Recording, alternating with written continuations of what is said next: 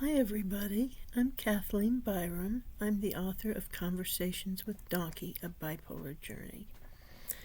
What I'd like to talk about today is the saying that ignorance of the law is no excuse. That saying makes me furious. Now, I know that if it was an excuse, everyone would use it. But you know what? We can't have perfection legally. It's not going to happen. Society, humankind, is not going to get perfect. I have a religious kind of feeling about that, like God gave us free will and said, "Thou mayest." He's just sitting back and letting us do what we wanted to do and letting us realize the impossibility of it.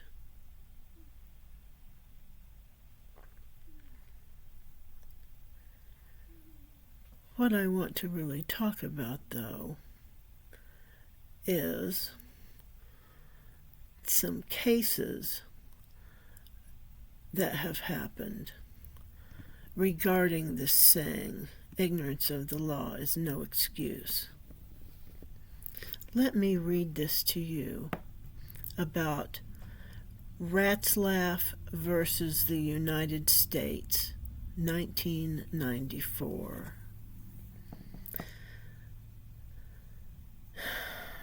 Waldemar Ratzlaff owned a large gambling debt of $160,000. He knew the banks are required to report any cash transaction over $10,000 to the federal government.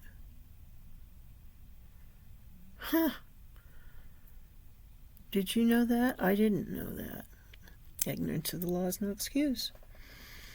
To keep his financial matters private, he went to several different banks and bought cashier's checks, each for just under $10,000 to pay the debt. Ratzlaff wasn't trying to hide drug money or illegal activity. He was just trying to avoid the paperwork of a $10,000 transaction. However, he was charged with structuring, a federal crime that prohibits breaking up transactions specifically to avoid that reporting requirement.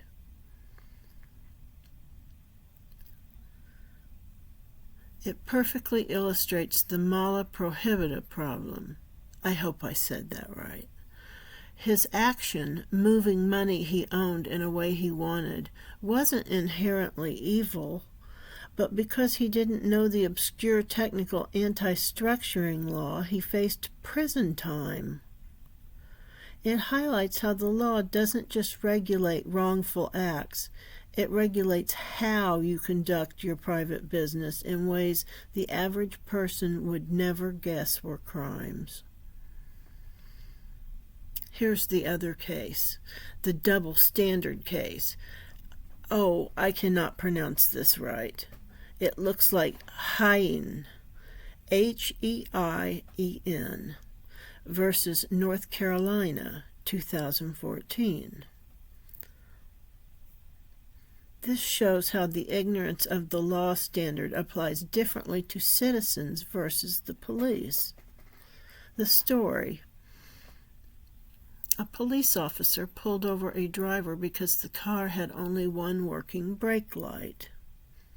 The officer searched the car and found drugs. He searched the car. The problem? The North Carolina law actually stated that having one working brake light was legal. The gotcha. The case went all the way to the U.S. Supreme Court.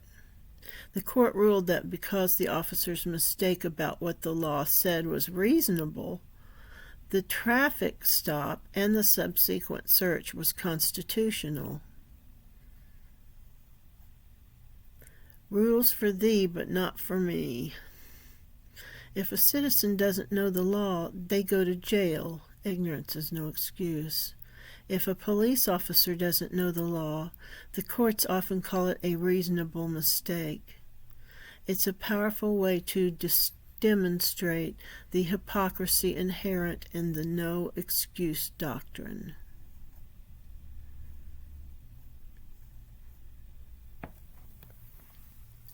Those are just two examples. I really haven't discussed the situation very much, and all I have is my own moral outrage.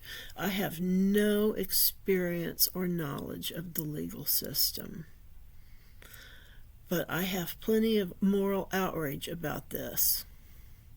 It feels wrong. It feels wrong enough that I can get on here and be brave and say it.